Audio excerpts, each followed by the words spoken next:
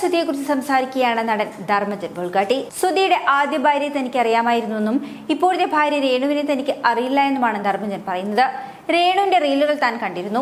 അത് ചെയ്യുന്നത് കൊണ്ട് എന്താണ് തെറ്റെന്നും അവൻ പോയതോർത്ത് കരഞ്ഞിരിക്കാൻ അവർക്ക് എപ്പോഴും പറ്റുമോ എന്നുമാണ് ധർമ്മജൻ ചോദിക്കുന്നത്. അവരവരുടെ സന്തോഷം കണ്ടെത്തിക്കോട്ടെ എന്നും ധർമ്മജൻ പറയുന്നുണ്ട്. സുധിയുടെ മോനുമായി താൻ നല്ല കൂട്ടാണ്. രേണുവുമായി താൻ അത്രയ്ക്കൊന്നും പരിചയമില്ല എന്നും ധർമ്മജൻ പറയുന്നു. സുധിയുടെ ആദ്യ ഭാര്യയെ തനിക്ക് പരിചയമുണ്ടായിരുന്നു. രേണുവിന് പക്ഷേ തന്നെ അറിയാമായിരിക്കുമെന്നും ധർമ്മജൻ പറയുന്നു. ആദ്യ ഭാര്യയെക്കുറിച്ച് കൊല്ലം സുധിയും മുൻപ് സംസാരിച്ചിട്ടുണ്ട്. പ്രണയ വിവാഹമായിരുന്നു അത്. ആ ബന്ധം പക്ഷെ അധികം നാൾ മുന്നോട്ട് പോയില്ല. മകന് 1.5 വയസ്സുള്ളപ്പോൾ ആദ്യ ഭാര്യ മറ്റൊരാളുടെ കൂടെ പോവുകയായിരുന്നു. പിന്നീട് ആ ബന്ധത്തിലും വിള്ളലുകൾ വന്നതോടെ അവർ ആത്മഹത്യയും ചെയ്തു. ആ ബന്ധത്തിൽ അവർക്കൊരു കുഞ്ഞുണ്ടെന്നും കൊല്ലം സുധി മുൻപൊരിക്കൽ തുറന്നു പറഞ്ഞിട്ടുണ്ട്. ആദ്യ ഭാര്യയുമായി കൊല്ലം സുധി അകന്നതിനു ശേഷമാണ് രേണു സുധിയുടെ ജീവിതത്തിലേക്ക് കടന്നു വരുന്നത്.